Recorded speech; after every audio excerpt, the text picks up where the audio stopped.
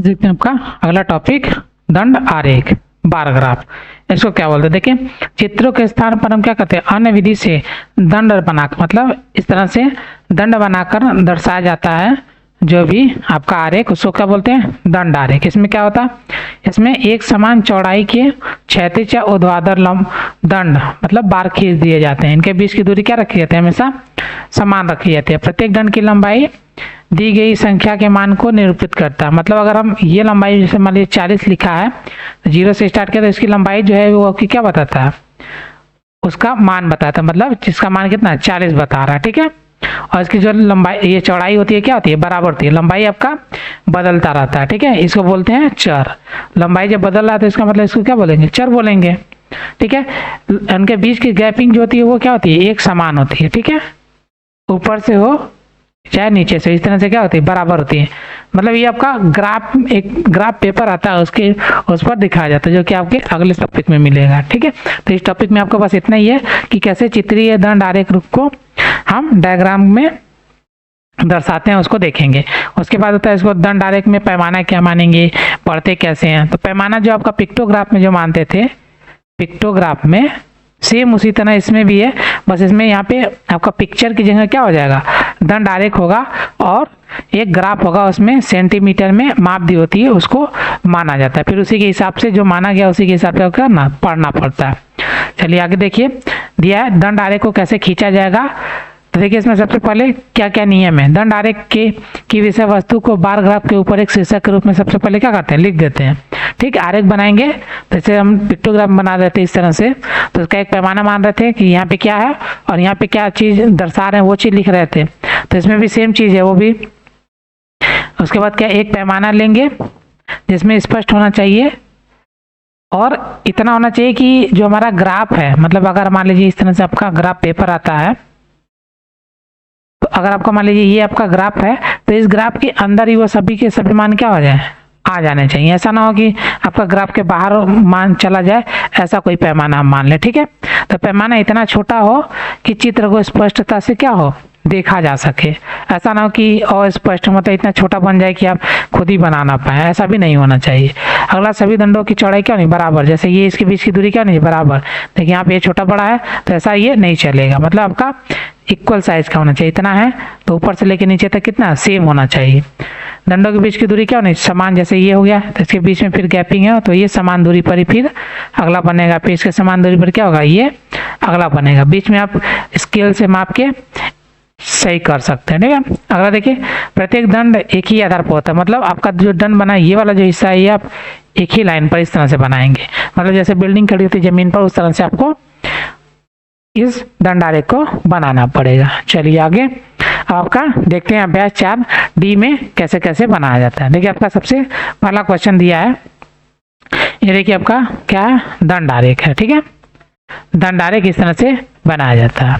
तो यहाँ पे देखिए वो आयताकार बन गया इस तरह। यहाँ पे देखिए इसमें क्या है, उपयुक्त दंड आरेख जो मोहित द्वारा वार्षिक परीक्षा में विभिन्न विषयों में प्राप्त किए गए अंकों को क्या कर रहा है, दर्शा रहा है। तो इसमें क्या रहा है, सबसे पहले क्वेश्चन में यह दंड आरेख क्या सूचना प्रदर्शित कर रहा है। यहाँ देखिए वार्षिक परीक्षा अंक विषयों में प्राप्त, देखिए वार्षिक ये कितना है, ये देखिए सभी क्या है, विषय है। तो ये यहाँ पर आपका विषय है, ये हो गया आपका विषय, ठीक है। अब विषय में कितने अंक प्राप्त किया, तो देखिए दंड आरेख द्वारा क्या सूचना प्रदर्शित हो रही है, देखिए 10, 20, 30, 40, 50, 60, 70, 80, 90। तो ये प्राप्त हो रहा है आपका विषयों में प्राप्त अंक दिखा रहा है, ठीक है। प्राप्त अंक को आपको बता रहा है, ये आपका विषय हो गया और उसमें कितने अंक प्राप्त किया वो आपका यहाँ पे हो गया प्राप्तांक, या लिख सकते हैं प्राप्तांक या प्राप्त अंक, ठीक, एक ही बात है। अगला देखिए दूसरा, किस विषय में मोहित ने अधिकतम अंक प्राप्त किए। जो सबसे लंबा डंडी होगा उसी को हम काउंट करेंगे। सबसे अधिक किसमें प्राप्त किया, आपका हिंदी, गणित और ये आपका अंग्रेजी। उत्तर क्या हो जाएगा आपका, अंग्रेजी में सबसे ज्यादा अंक प्राप्त किया। अगला, किस विषय में न्यूनतम अंक, जिसका डंडी सबसे छोटा, देखिए किस विषय में सबसे कम प्राप्त किया, आपका गणित में हो गया। आपका गणित में कितना प्राप्त किया वो भी लिख सकते, पढ़ सकते। देखिए 40 और ये 50 और 60 के बीच में बीचों बीच है, इसका मतलब 55 हो जाएगा।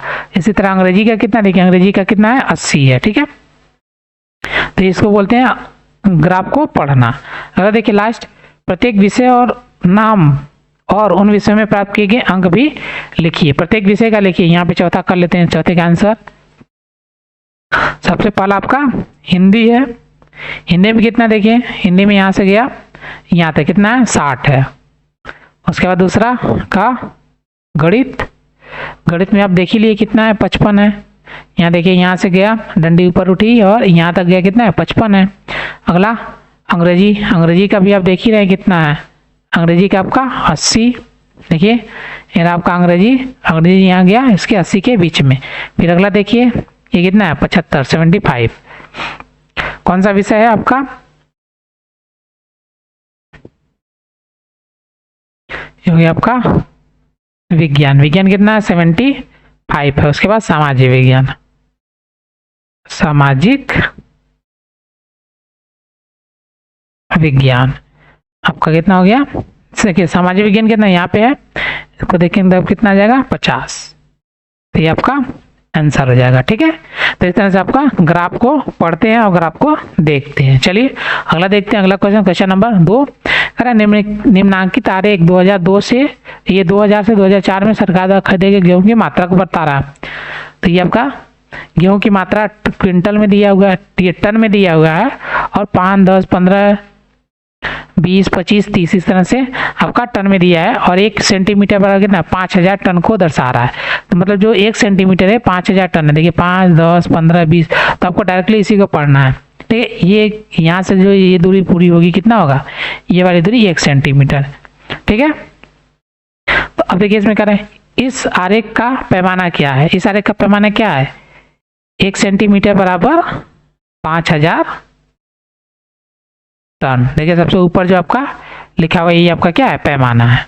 अगला, किस वर्ष में गेहूं की अधिकतम मात्रा खरीदी गई और कितनी, किस वर्ष में जिसका दंडी सबसे ऊंचा दंडी 2004 का, 2004 में कितना खरीदा गया है आपका 2004 में कितना, देखिए 30 के सामने एकदम, तो 30,000 टन कितना खरीदा गया 30,000 टन गेहूं खरीदा गया। अगला, किस वर्ष में गेहूं की न्यूनतम मात्रा खरीदी गई, किस वर्ष में जिसकी डंडी क्या सबसे छोटी डंडी 15 टन की 15 की है, ये कितना 2000 में। अगला का 2002 में गेहूं की कितनी मात्रा खरीदी गई, देखिए 2002 में ये रहा 2002, यहाँ पे कितनी मात्रा खरीदी गई आपका 20,000 टन,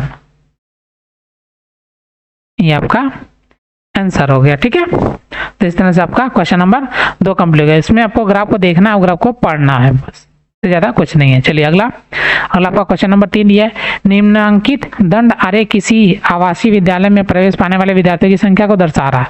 तो कह रहा है 1 सेंटीमीटर बराबर कितने 10 विद्यार्थी। तो 1 सेंटीमीटर देखिए यहाँ से यहाँ तक कितना 10, 20, 30, 40, 50, 60 ऐसे करके 100 तक लेके जितना भी चाहे ले सकते हैं। आपके विद्यार्थियों की संख्या के आधार पर डिसाइड होता है। इसमें आगे यहाँ पे देखिए वर्ष दिया है 2000, 2001, 2002, 2003। तो कह रहा है वर्ष 2001 में विद्यार्थियों की संख्या कितनी है, वर्ष 2001 में देखिए यहाँ पर ये रहा कितनी संख्या हो गई, इसके सामने कितना है 40, तो उत्तर कितना है 40 विद्यार्थी है, आपका आंसर हो गया। अगला देखिए, वर्ष 2002 में विद्यार्थियों की संख्या वर्ष 2001 में विद्यार्थियों की संख्या से कितनी अधिक। देखिए 2000 में कितना है, 2002 में आपका 60 और 2001 में कितना है आपका 40, कितना अधिक है 20 विद्यार्थी आपके क्या हो गए अधिक हो गए, 20 विद्यार्थी अधिक है, ठीक है। ये आपका आंसर हो गया। अगर देखिए अधिकतम शिक्षार्थियों की संख्या किस वर्ष में थी, किस वर्ष में सबसे ज्यादा थे, देखिए किस वर्ष में सबसे ज्यादा आपके 2002 में, 2002 में, ठीक, ये आपका आंसर हो जाएगा। चलिए तो क्वेश्चन नंबर 3 भी आपका कंप्लीट हो गया। बढ़ते हैं आगे। आपका आगे है ग्राफ पेपर पर दंड आरेख को खींचना है।